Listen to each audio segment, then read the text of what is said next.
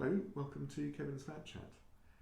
My name is Kevin Hall, I'm the VAT partner here at Right Hassle, and today I thought I'd talk to you a little bit about TOGCs, Transfer of a Going Concern. Now the idea here is there's no VAT on the transfer of a going concern, whereas if you transfer assets, that's a transaction and you need to apply VAT to them. So if you're looking to remove VAT from your supply, it's important to make sure that you meet the requirements for VAT-free TOGC. That includes making sure that the business is continued, so whatever business is in the hands of the transferor, the transferee must continue the same kind of business. There's some cases around what that means and how long you need to be continuing it for. You have the VAT registration condition. If the transferor is VAT registered, transferee must also be VAT registered or required to be VAT registered from the date of the transfer or the relevant date, which can include earlier deposits which are paid.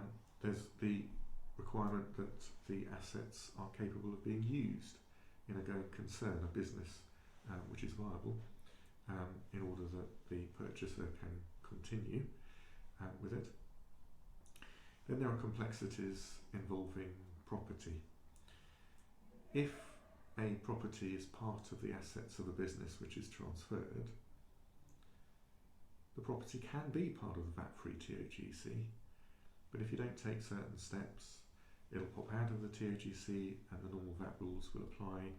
So if there's an options tax or it's a new commercial building or something, VAT will then be charged to the purchaser. Why is that a bad thing? Well, it's always a bad thing to have to recover VAT. It takes time as a purchaser. In addition, HMRC can always challenge the recovery of VAT. It takes time and energy and expense to defend yourself, but equally it's then at risk of HMRC just digging their heels in and not paying you back the VAT. In addition, if you are purchasing a property, there's very often stamp duty land tax to pay. And stamp duty land tax is calculated on the VAT inclusive price that you're paying. So to get rid of VAT from the purchase of your property will reduce absolutely the stamp duty land tax that you'll pay. So there's lots of good reasons to get rid of VAT. So you take these steps, whether that's getting an options tax, notifying the vendor at the right time that this options tax won't be disapplied. You need to take those right steps to make sure that you've got a VAT-free TOGC, including the property, if there is one. In addition, as if it's not complex enough, the purchaser will inherit the vendor's capital goods scheme position.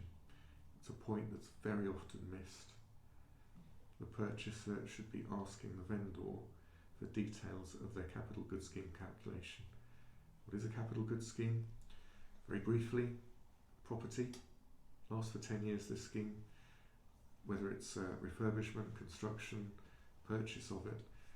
If it's over 250,000, it's going to be in a capital goods scheme, and the risk for the purchaser is that the vendor's recovered VAT in full in relation to this capital goods scheme, and the purchaser puts this property to an exempt use to some extent or another, and will then unexpectedly be required to pay back to HMRC VAT that had previously been recovered by the vendor.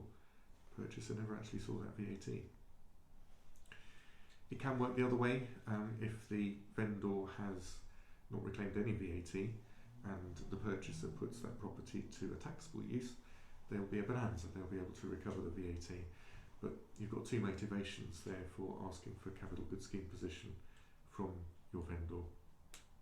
So it's a complicated business, there's uncertainties everywhere, there's risk, there's potential benefit as well.